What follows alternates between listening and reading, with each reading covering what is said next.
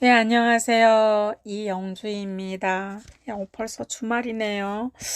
열심히 살았던 일주일입니다. 그리고 오늘 제가 버스 타고 오려고 기다리고 있는데 갑자기 이제 감사함이 쑥 밀려오더라고요. 내가 살아있음에 감사하고, 내가 살아있으니까 내가 하고 싶은 일들을 또 함에 감사하고, 그리고 내가 대한민국 국민으로서 잘 살아감에 감사하고, 감사한 시간들을 제가 이제 생각해 보면서 또 앞으로도 잘 살아내야 된다는 그런 생각들을 해봤습니다.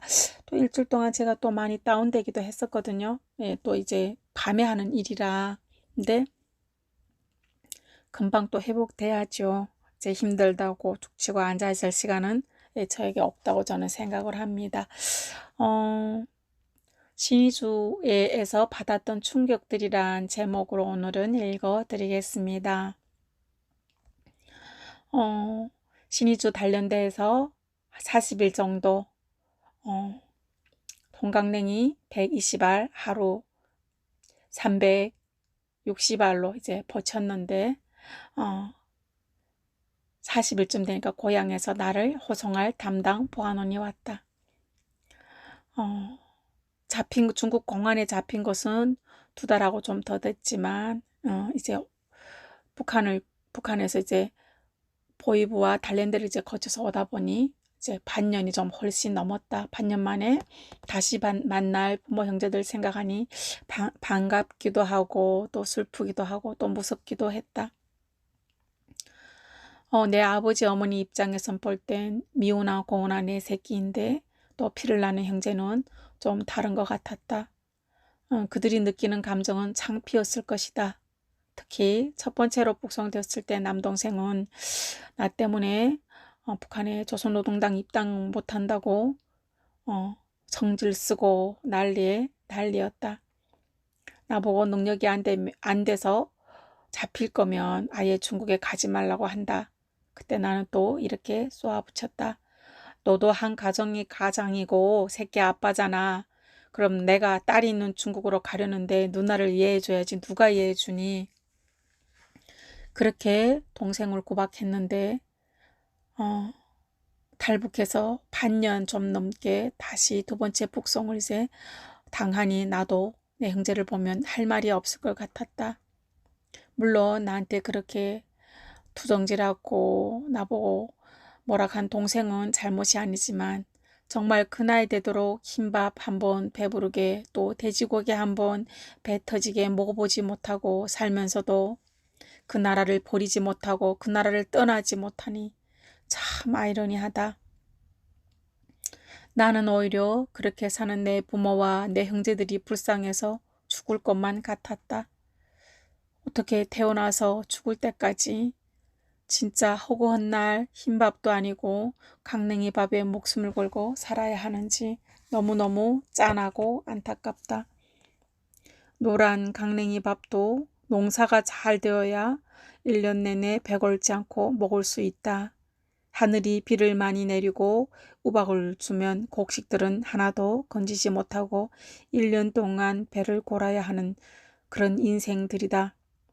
정말 똑같은 하늘을 이고 사는 똑같은 삶의 현장에서 진짜 사는 삶이 무엇인지, 정말 행복이 무엇인지, 인간의 권리가 무엇인지, 또 그 안에서 스트레스가 무엇인지도 모르고 살아가는 내 부모, 형제들, 그리고 내 나라 사람들이 그지없이 불쌍하다. 내 부모, 내 형제들, 그리고 동네 사람들이 북송되는 나를 보고 안쓰러워해도 오히려 나는 그네들이 더 불쌍해 보였다. 근데 하필이면 첫 번째 북송되었을 때 조사받았던 담당 보안원이 또 나를 이송하려고 왔다. 그분한테서 조사받다가 도망을 쳤으니 말은 안 해도 나 때문에 엄청 피해를 많이 봤으리라 짐작은 갔지만 정작 나를 만난 본인은 아무 말도 안 했다. 나도 사람인지라 미안한 마음은 많이 들었다. 그렇지만 사람이 갈 길이 다르니 할 수 없지 뭐 하고 나를 스스로 미안했다. 내가 있는 원송군으로 호송되어가는 6명이 탈북 여성에 우리를 호송해 갈 보안원 둘까지 도합 8명이 우리가 있는 고향으로 가기 위해 기차 역전에서 기차를 기다렸다. 97년도에는 집 앞으로 지나다니는 열차에 창문이 하나같이 없었는데 지금 보니 그나마 창문엔 유리가 끼워져 있었다. 신의주역에서 차를 기다리면서 느꼈던 또 하나의 사실은 근처에 유난히 팔다리 하나씩 없고 몸이 이상해 보이는 군복 입은 영예 군인들이 많았는데 그들은 나라를 지킨다고 집을 떠나 군사복무를 하던 도중에 사고로 인해서 군사복무 다 하지 못하고 집으로 돌아간 이들이다.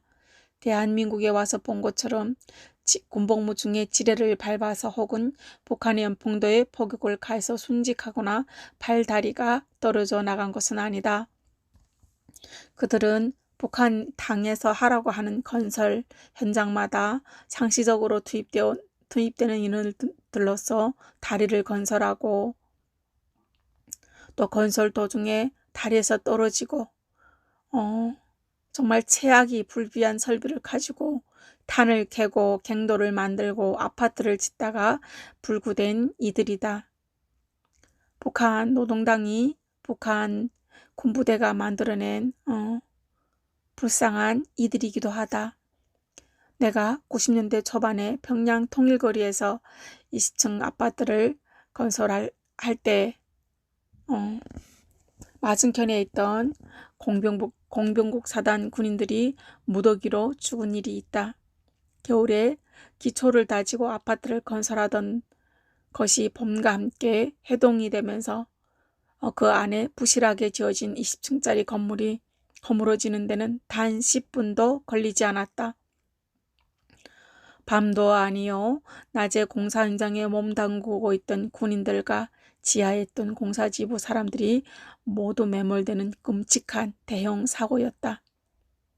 북한이 공식적으로 보도하지 않아서 모를 뿐 정말 많은 희생자가 나온 사건이다. 그것도 군사복무 중이던 북한의 20대 청년들이 목숨을 그렇게 가져가고도 공식적으로도 그 부모들한테조차 사과조차 안 한 북한 당국이다. 북한의 청년들은 군사복무도 대한민국처럼 2년이 아니라 만 10년을 해야 했고 90년대 후반에는 13년으로 늘어났다가 다시 10년으로 줄어들기도 했었다. 나라 형편이 계속 내리막길을 걷고 살기가 너무 어려워서 팔 다리가 있는 정상인들도 살아가기 힘든 북한 형편에 그들은 아주 험하게 변해버렸다. 영예 군인들이 떼거리로 몰려다니면서 행패를 부리는 모습이 신의주역 근처에서 흔하게 보였다. 기차를 기다리다 하룻밤 들어가서 잤던 여관에서는 영예 군인들이 원하지 않은 성관계를 피해 울면서 복도를 뛰쳐나가는 아가씨를 붙잡아서 목발로 때리는 모습도 보았다. 정말 북한의 모습이라고는 상상이 안 가는 그런 모습이다. 정말 너무 충격이기도 했었다. 나라를 위해 발, 다리를 그리고 몸을 바쳤지만 나라에서는 그런 그들을 방치했고 성한 몸도 아닌 불구자로 평생을 나라의 외면을 받으며 살아가야 하는 그네들은 그들의 울분을 그런 식으로 표출하고 있음을 나의 눈에도 읽혔다. 정말 나라에 바친 팔다리가 아까워서 막 살아가는 것인지 외면하는 나라에 공식적인 반항조차 할 수 없어서 그랬던 것인지 정말 그들은 길거리 상인들과 때려 싸우고 여자들을 목발로 때리는 모습이 너무 마음이 아팠고 아련하게 눈가에 남아있다. 그들이 입고 있는 옷은 하나같이 깨끗했다. 아마 그들이 마지막 자존심인지도 모르겠다. 북한의 교통사정은 말이 아니었다. 비정상이었다. 전기로 기차를 움직이는데 그 전기도 모자라서 평북도 신의주에서 함경도로 가려면 맨날 며칠을 가야 했다. 대한민국에서 가려면 그만한 거리는 4시간이면 갈 수 있는 거리다. 그렇게 맨날 며칠을 가야 하는 거리니 쌀도 필요했고 반찬도 필요해서 신의주에서 제일 큰 채하시장에 담당 보안원이랑 같이 갔다. 그곳에서 펼쳐진 채하시장의 풍경에 나는 너무 놀랐다. 중국에서 봤던 그 어떤 시장보다 규모가 컸고 공업품부터 먹거리까지 중국산이 80%를 차지했다. 상품들도 가전제품부터 공산품까지 없는 게 없었다. 나라가 국민을 잘 살게 하지 못해도 국민들은 나름대로 잘 살아보려고 최대로 노력하고 악쓰는 모습들이 보였다. 신의주는 북한에서 무역시장이 제일 활성화되었다고 하더니 품목별로도 엄청 많이 들어와 팔고 있었다. 재화시장이 어마어마함에 입 벌리고 감탄하다가 간단히 쌀과 짭조름한 반찬거리를 사가지고 돌아왔다. 중국에서 북송된 비법 월경자들을 호송하는데 필요한 차비와 돈은 신의주에서 함경도로 이감되어 갈 본인들이 집들에서 받아온 것이란다. 담당 보안원들이 그들이 집을 찾아가서 당신네 딸이 지금 신의주 단련대에서 있고 차비를 들여서 데리고 와야 하니 얼마를 내시오 하고 집집마다 돌아다니면서 받아왔단다. 직접 보지는 않았어도 그 예비를 만들려고 집집마다 고생들을 꽤나 했을 것 같다. 그때 참 신기하게도 신의주 역전에는 제법 사우나라고 쓴 간판도 있었다. 또 새벽에 그 안으로 들락날락하는 덩치 좋은 사람들도 눈에 들어왔다. 역전 안에는 밤을 새며 차를 기다리는 이들, 또 그 사이에 여행객들이 주머니를 노리려고 눈짓하는 청소년 패거리들, 때국물이 흐르는 옷을 입은 10대 아이들 등 참으로 북한이 내세우는 사회주의 안에 지질한 공피감과 곁들어진 자본주의 모습을 나는 동시에 들여다볼 수 있었던 시간이었다. 신의주 역전에서 멀지 않은 곳에는 전당포라는 간판도 눈에 들어왔다. 한국 드라마에서도 가끔 보았던 전당포가 신의주에 있다는 것이 나는 마냥 신기하기도 하고 놀랍기도 했다. 납북당한 신상옥 감독이 영화에서 자주 등장했던 전당포를 보면서 나는 또 이런 생각도 들었다. 북한도 말이 사회주의지 주민들은 이미 자본주의 체제로 자리매김을 해가는구나. 북한 정부는 그 체제를 유지하려고 21세기인 지금도 세국 정치를 하고 있지만 국민은 굶어 죽지 말자고 나름대로 열심히 세국 정치 짬 사이로 자본주의 바탕으로 삶의 길을 개선하려고 무지애를 쓰고 있는 것이 보였다. 악착같이 노력하는 이 나라 국민이 안쓰러운 삶을 엿보는 시간이었다. 여기까지 읽었습니다. 많은 것을 신의주 단련대에 있으면서 경험했죠. 내가 곰팽이가 낀 그 중국 월병을 먹었는데 죽지 않았다는 것과 통강냉이 120알, 하루 360알 이제 먹으면서 너무 이제 굶고 그러니까 곰팡이 낀 것도 이제 저도 모르게 손이 가는 나를 발견하면서 환경이 사람을 변화시킨다는 것도 그때 알게 되었습니다. 여러분들 주말입니다.